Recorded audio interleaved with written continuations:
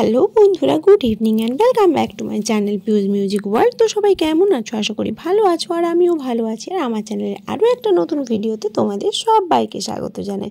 আজকে দেখতেই পাচ্ছ, বাইকে করে আমরা তিনজন একটু বিকেলবেলা ঘুরতে বেরিয়েছি। তো কিছুদিন আগে আমি আর আমার হাজব্যান্ড গেছিলাম এই জায়গাটায়, তোমাদের সাথে ভিডিও শেয়ার করেছিলাম, নদীর পাড়টা। কিছুদিন আগে বলতে পুজোর সময় যে শারদীয়ার শ্যুট করতে ওখানে নদীর পাড়টায় অনেক কাশবন হয়েছিল, তো সেখানে শ্যুট করতে গেছিলাম। তখন আমার ছেলেকে নিয়ে যাওয়া হয়নি, ও গেলে তো শ্যুট করতেই দিবে না, দুষ্টামি একটু বেশি করবে, সেই জন্যই ওকে মেনলি নিয়ে যাইনি। তো ও ওই ভিডিওগুলো দেখতে পেয়ে বলেছিল, মাম্মা আমাকে একবার নিয়ে যাবে না? তো সেই জন্যেই আজকে প্ল্যান করলাম আমরা যে চলো, একটু ফাঁকাও আছি, চলো একটু বাচ্চাটাকে নিয়ে ঘুরে আসি। তো সেই মতো কাজ। এই যে দেখো, পার্কটার নাম হচ্ছে Golden Line Eco Park, welcome বলে লেখা রয়েছে। পূজা তো ভীষণ এক্সাইটেড পার্কের ভেতরে ঢোকার জন্যে। তো এখানে কি ওখানে কি সব কিছুটাই ওকে দেখাতে হচ্ছে, বুঝিয়ে বুঝিয়ে বলতে হচ্ছে।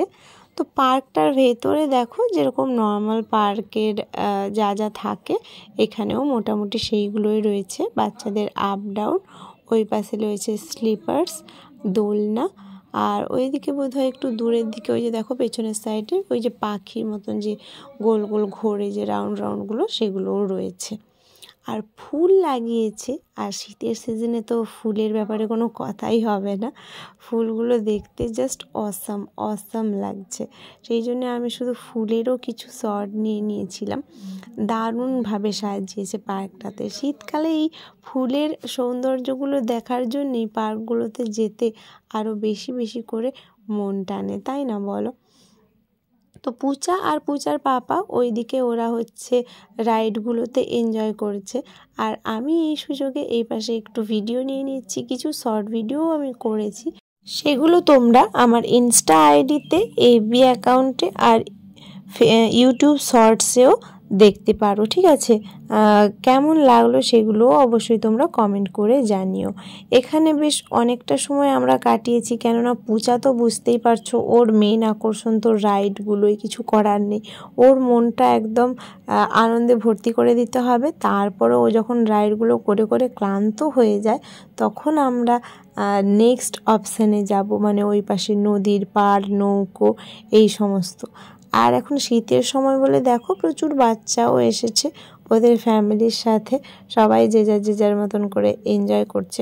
পূজাও যদি ওর দাদার সাথে আসতো, মানে ওর পিসির ছেলে যে রিভু, তাহলে ওরা দুজনও বেশি একসাথে মজা করতে পারতো, কিন্তু সবসময় তো সম্ভব হয় না, ওদের পক্ষেও সবসময় আসা সম্ভব হয় না, আমাদের পক্ষেও সবসময় যাওয়া সম্ভব হয় না। এবারে আমরা পার্কটা থেকে বেরিয়ে যাচ্ছি নদীর পাড়ের দিকে। তার আগে দেখো, বেরানোর সময় আমরা দেখলাম, আগে তো পার্কটাতে ফ্রিতেই এন্ট্রি ছিল, কিন্তু এখন এই যে সাইনবোর্ডে দিয়েই দিয়েছে নোটিশ যে আর কিছুদিন পর থেকে পার্কে ঢোকার ফি হচ্ছে 5 টাকা, বাইকের জন্য নেবে 10 টাকা, আর 4 হুইলার রাখতে নেবে 20 টাকা। আর যদি কেউ পিকনিক করতে চাও বসে, তাহলে বোধহয় 500 টাকা নেবে।